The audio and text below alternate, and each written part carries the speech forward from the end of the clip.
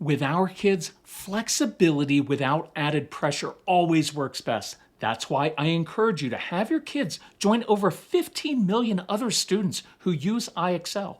iExcel is an award-winning online learning platform that you can customize for your child's learning style and your busy spring schedule. iExcel can be used by any student from K to 12, whether they're struggling in a particular subject or homeschooling. So let iExcel help you finish the year strong and build your child's confidence with school. iExcel personalizes learning for each child, keeps them engaged, and gives parents clear insight into progress. Whether reviewing earlier concepts or tackling new material, iExcel adapts to each child's pace with no pressure. Make an impact on your child's learning. Get iExcel now. Calm Parenting Podcast listeners get an exclusive 20% off an iExcel membership when you sign up today at iExcel.com/Kirk. Visit iExcel.com/Kirk to get the most effective learning program at the best price. Eliminating unknowns and surprises to the schedule are two of my favorite strategies to counter anxiety and meltdowns. Many families use SKYLIGHT Calendar to visually display each child's schedule in different colors so kids can see their schedule at a glance. SKYLIGHT Calendar is a Wi-Fi connected digital display that syncs seamlessly with all your calendars and visually showcases your family's schedule on an HD touchscreen. You can manage events, chores, and grocery lists on the go with the free SKYLIGHT app. This is a game changer for families like ours.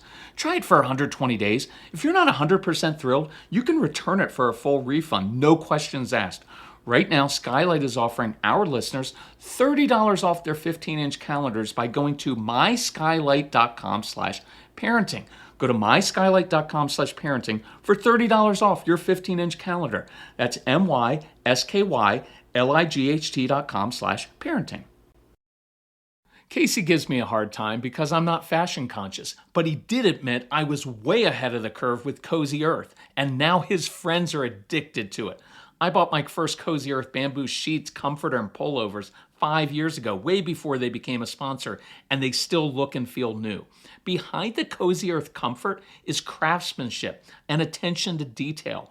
Cozy Earth sheets and comforters and socks and blankets are as durable as they are comfortable, and nothing is as comfortable as a Cozy Earth comforter. These comforters are so incredibly soft, naturally breathable, and temperature regulating, they will comfort you physically and emotionally.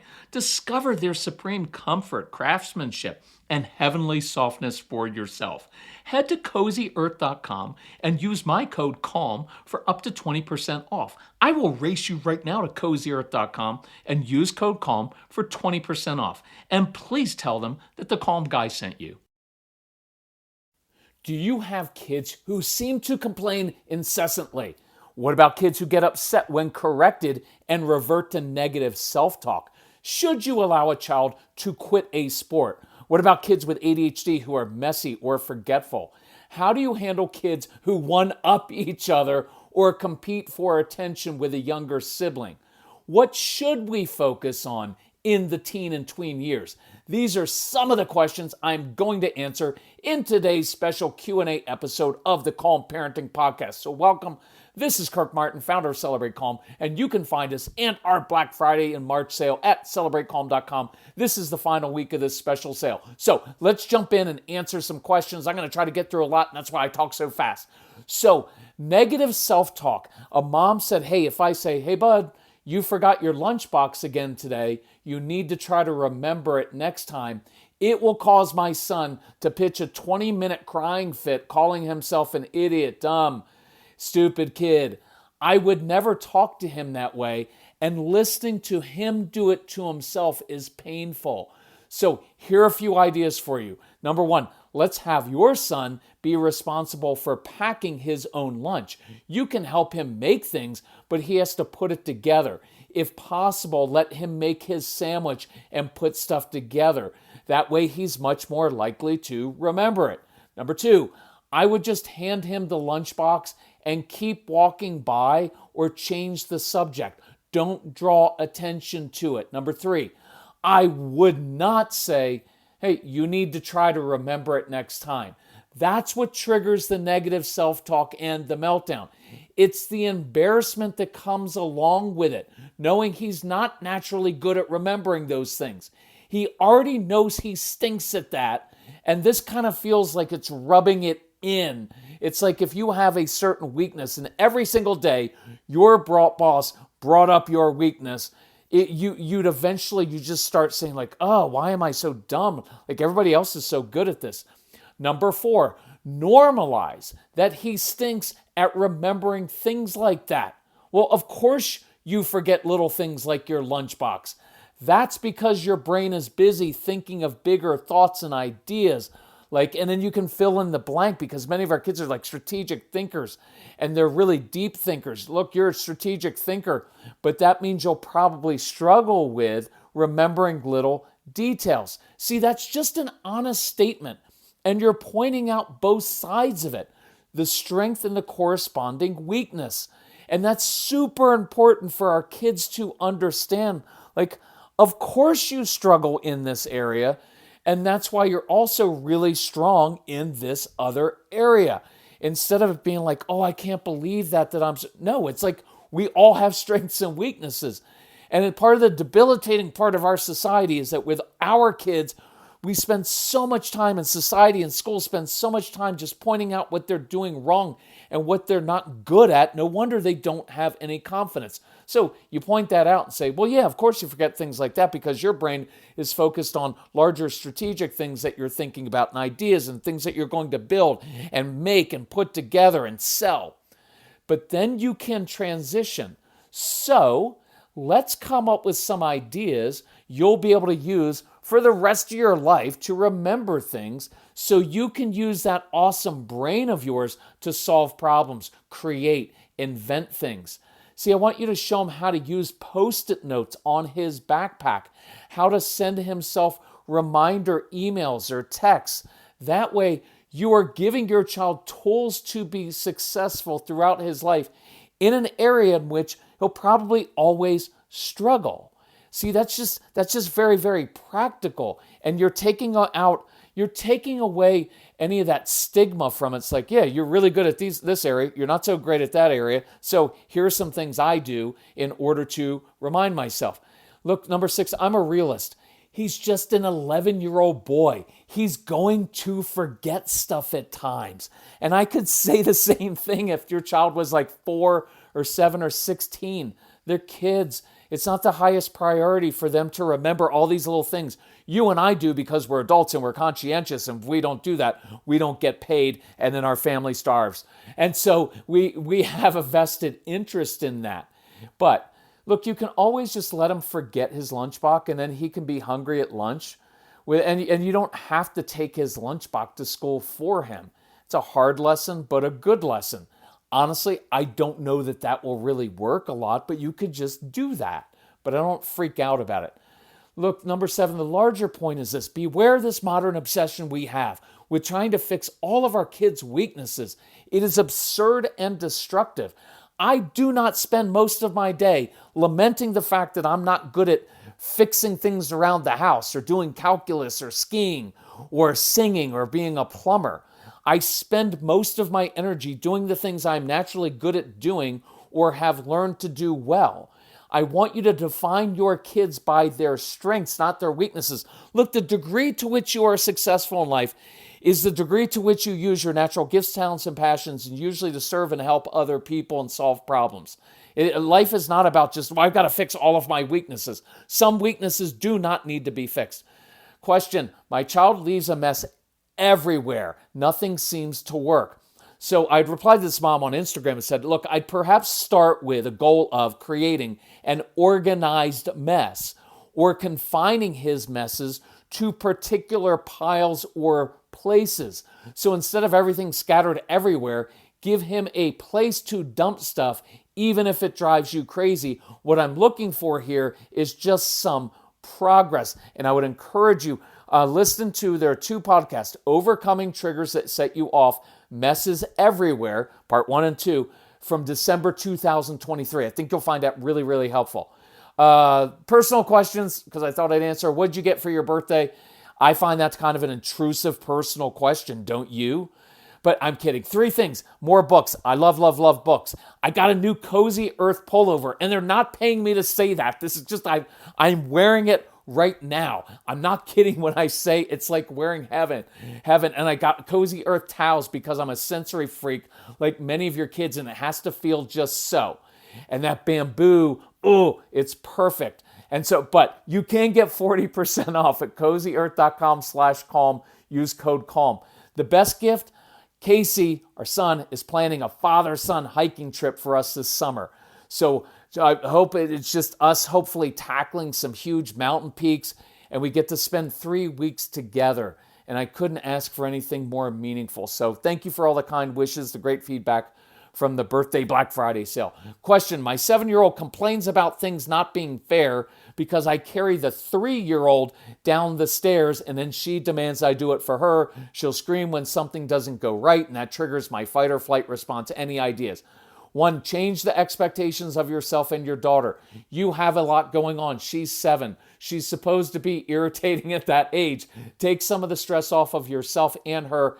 Enjoy her more. And a few parents have written lately and said, one thing that has helped immensely with your programs is just getting perspective, knowing it's supposed to be hard. We're not supposed to be perfect. It's normal for our home to be messy and to feed our kids mac and cheese a few times a week, that I don't have to manage every single thing my child does.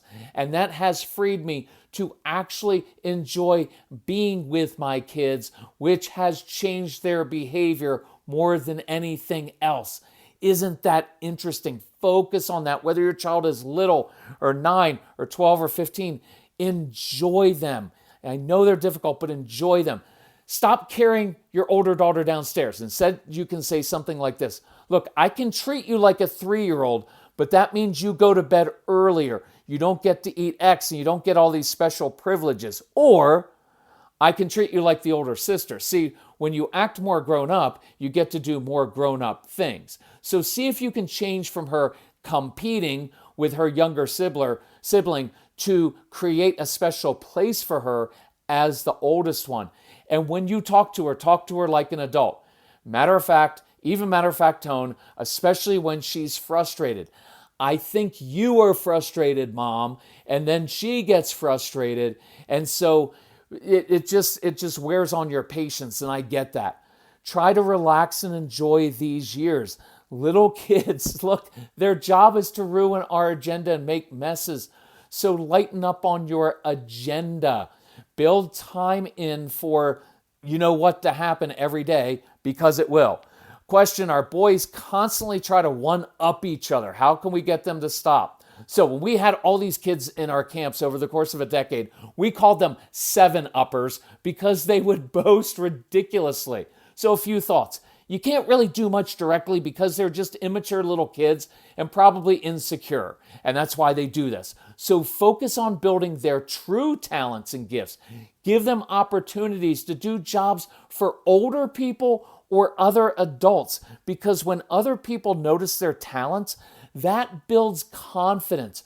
Right now, it's just boys being boys. You have every right to say, you know what, that kind of makes you sound ridiculous because everybody knows it's not true.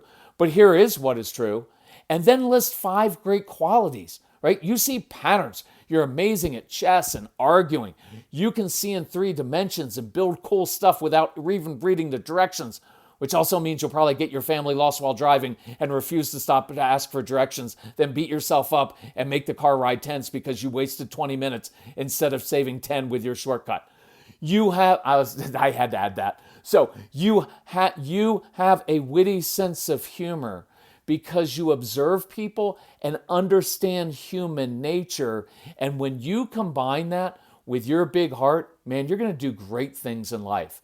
See, that's not fake praise. That's just truth. And it will resonate deeply with your kids over time. Okay, what are 3 things you would focus on in the teen and tween years? This was a really great question from some parents who've got a son that's just getting into that time of life. So I said, look, number 1, keep a close connection with your son. Be the parents who don't do drama, even though his world will be filled with drama. Be patient. Sit with him. Listen a lot, even to all the inane teen stuff. bond over horrible music he likes, take every opportunity to drive him places because talking in the car is fantastic. So I was doing this really hard hike today up Bear Mountain, and I noticed something seemed off. I'd forgot my Cure Hydrating Electrolyte drink mix in my water. When we're not hydrated, and something like 75% of Americans are dehydrated just from daily activities and stress, well, we feel more lethargic and we get headaches sometimes. So when I got back to the car, I could not wait to drink my Cure. I know the science could explain it better, but what we notice is that we feel more energized, more focused, and just healthier. Plus, we absolutely love the flavors. Cure is made with clean, natural ingredients like coconut water powder and pink Himalayan salt, with no added sugar or artificial sweeteners. Just clean, natural hydration. And Cure tastes as great as it makes you feel. Cure is offering our listeners 20% off your first order at curehydration.com. Just use promo code CALM. That's curehydration.com, code CALM for 20% off your first order. Okay, this month's Geek Out on HUNGRYROOT is another change we've made. We're eating more veggies because we're mixing them into the garlic beef and lemongrass chicken bowls. It literally takes me 7 minutes from prep to plating and costs a fraction of what it would cost to eat out. On those really busy days, which are like all of them, it is such a relief to know we have a couple HUNGRYROOT meals in the refrigerator that we know everyone will like and that only takes 7 to 15 minutes to prepare with super easy cleanup. Let HUNGRYROOT simplify your life. No more stressing over food every night. You're going to love HUNGRYROOT as much as we do. Go to hungryroot.com/calm. Use code CALM to get 40% off your first box, plus get a free item in every box for life. That's hungryroot.com/calm. Code CALM to get 40% off your first box. hungryroot.com/calm. Code CALM. Hey, it's Howie Mandel, and I am inviting you to witness history as me and my Howie Do It gaming team take on Gilly the King and Wallow 267's $1 million gaming in an epic global gaming league video game showdown. 4 rounds, multiple games, 1 winner, plus a halftime performance by multi-platinum artist Travie McCoy. Watch all the action and see who wins and advances to the championship match against Neo right now at globalgamingleague.com. That's globalgamingleague.com. Everybody games. Fantastic with teens. Occasionally have dad take him out for late night wings or to go to IHOP, even on a school night, just to connect as father and son and enjoy each other. And you can do that mother and son, mother and daughter, father and daughter. Number 2, affirm relentlessly anything that he does well, anything and everything. Because our kids in that age group, man, they tend to beat themselves up enough. You don't have to do that. When you do have to correct, keep it concise and direct with no emotion, followed by an invitation to grab something to eat. Why? Because teen boys are always hungry. Again, great time to bond. Number 3, give your son, give your daughter opportunities to shine using their natural gifts and passions, even if it's with neighbors or other adults. Find good mentors, because our kids tend not to listen to their parents in the teen years, but they will listen to other adults who can encourage them and hold them accountable. And then you're going to hear this again, enjoy him. Enjoy these years. Most of the stuff you encounter with school and grades and teen attitude don't matter in the long run. It's what I just told you with your toddlers. You're not going to remember any of that stuff in a couple years because you're going to be on to like bigger issues.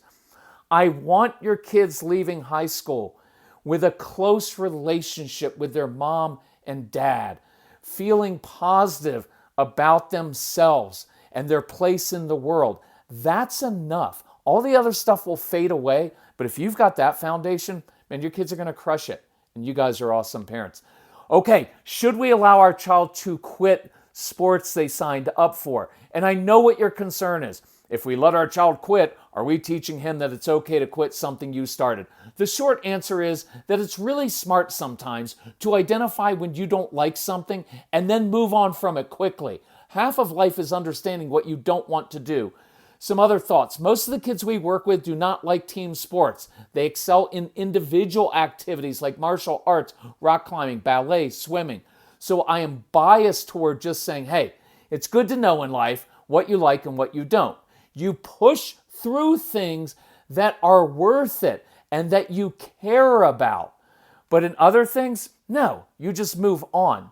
And sometimes it is the parent who thought it was a good idea to sign their child up for a sport.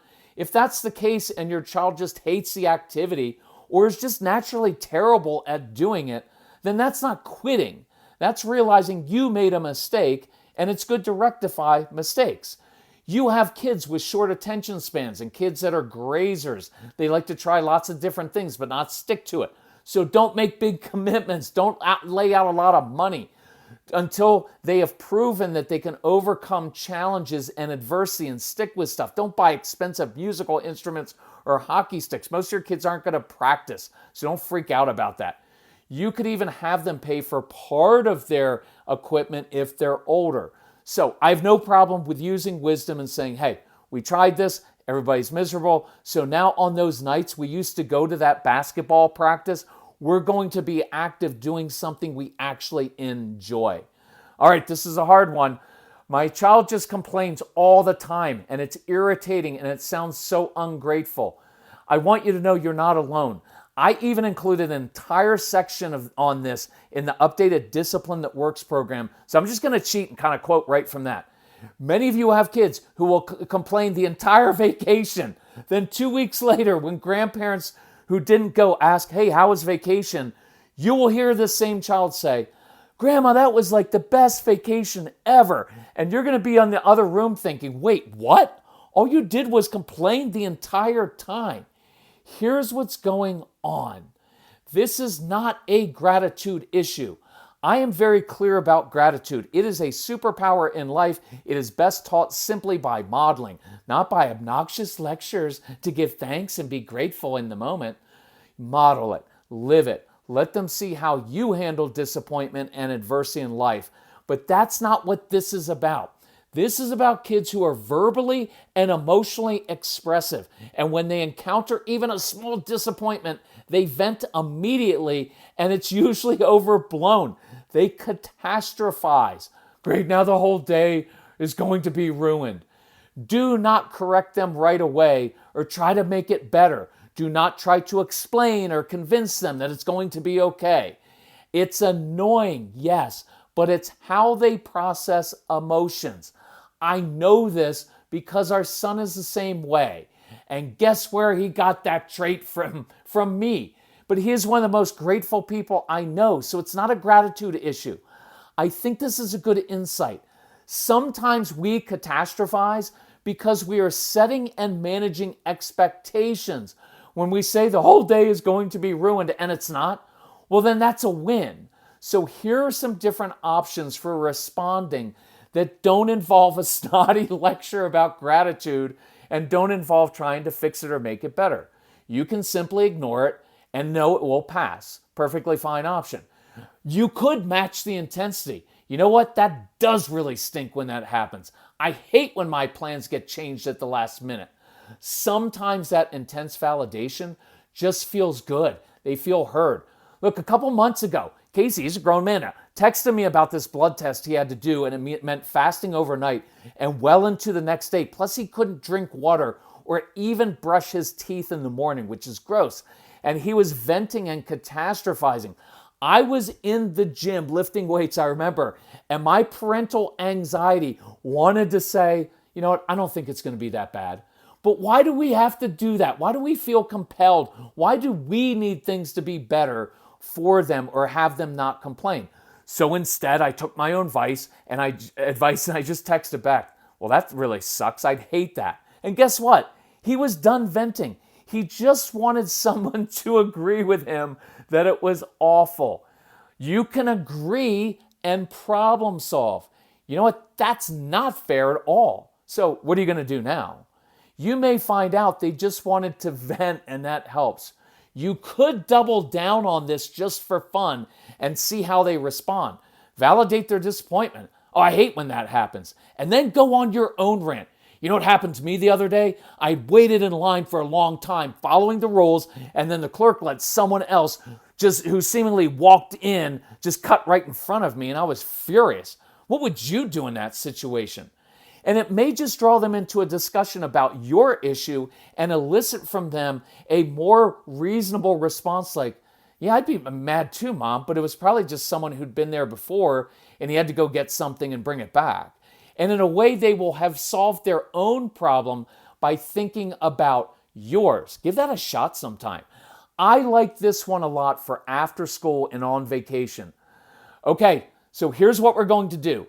I'm going to give you 7.5 minutes. It is an arbitrary number. I like it because it's between 5 and 10. It's very specific, which means there's a clear end to it, and it can be very grounding for kids. So I'm going to give you 7.5 minutes to vent about everything that you do not like about your day at school or about this vacation. You can tell me everything, and I will listen.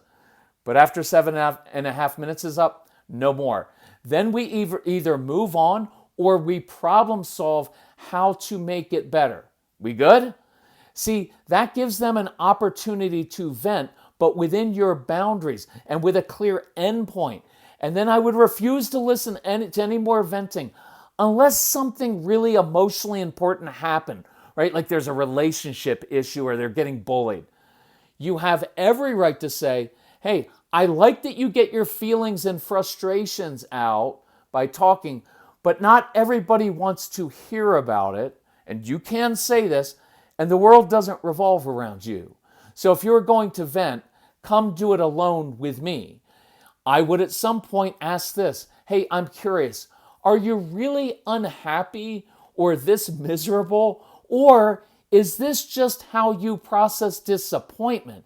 See, what I am most passionate about is I want our kids to understand their very nature, how their brains work, because then they just know like, oh, I'm not just a negative jerk who complains. It's like, no, this is the way I process. Then they can begin to learn to process in different ways. And I want you to understand their nature so you can work with their nature instead of fighting it and having so many power struggles all the time. So I encourage you, moms and dads. I hope you found this podcast helpful. I encourage you, continue working on yourself.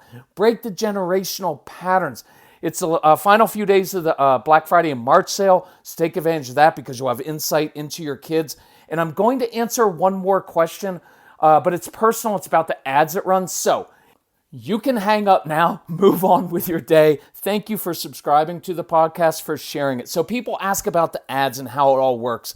And I know, look, I'm an avid podcast listener, and I know ads can be irritating and annoying. And I used to feel the same way until they started advertising on the podcast. And then I realized, okay, I'm getting all this free content, really good stuff. I can listen to a few ads. So we had recorded well over 300 episodes for years before we had any advertisers at all. And it wasn't even kind of on our radar. It was just like, hey, I'm going to provide this, what I hope is unique content for strong-willed kids. It's very helpful. And then the audience grew, and so advertisers became interested and began reaching out to us. So I talk to and approve every sponsor we have. And what I can tell you is I like the people that I work with. I write my own ads. We use these products. Actually, both of us use OneSkin. Like, I know I'm an older guy, but I'm using that. I really actually like it. It's super easy to use. And I was at the doctor last week, and it's my first time seeing, she said, you have really nice skin. So I sent her to OneSkin for that. And Mrs. Calm loves Happy Mammoth products because she's a real stickler for the ingredients. We won't use anything that has really bad ingredients. Kind of why we like HUNGRYROOT is because those ingredients are just really good. And I drink my AG1 every day, and I don't care what anybody else does. I love my AG1. And you've heard me talk about Cozy Earth. Even if they stopped advertising, I would tell you about Cozy Earth because I love these shirts and my new towels. So look, you don't have to listen to the ads I do appreciate it, but you don't have to, right? I hate when podcasts are like, oh, please listen. Our podcast is dependent on you listening. It's like, no, it's not. I recorded 300 episodes before I had anybody supporting me. I want you to know I make 1.5 cents approximately for every ad that you listen to. So I appreciate you listening. Okay, I hope that made sense. If you ever have questions about stuff and how we do it, we're not a big organization. We're a family. So feel free to reach out to us and I'll pretty much answer any question that you have because we're a family just like you. All right, love you. We'll talk to you next time. Bye-bye. The Bleacher Report app is your destination for sports. Right now, the NBA is heating up, March Madness is here, and MLB is almost back. Every day there's a new headline, a new highlight, a new moment you've got to see for yourself. That's why I stay locked in with the Bleacher Report app. For me, it's about staying connected to my sports. I can follow the teams I care about, get real-time scores, breaking news, and highlights all in one place. Download the Bleacher Report app today so you never miss a moment.